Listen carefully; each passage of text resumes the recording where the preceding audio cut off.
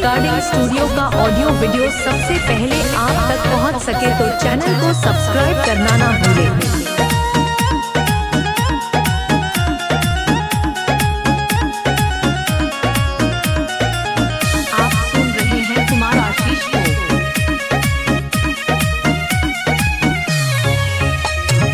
बनी के पुजरिया यही दुआरिया भोले बाबा राउरी दुआ।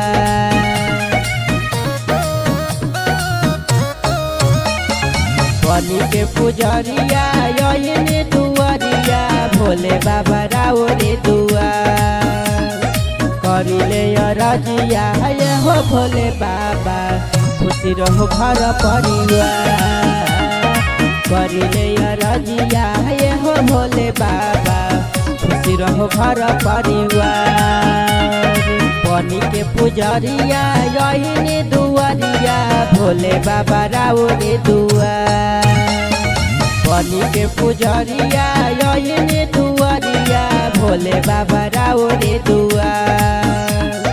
करिले रजिया ये हो भोले बाबा खुशी रहो घर परिवार।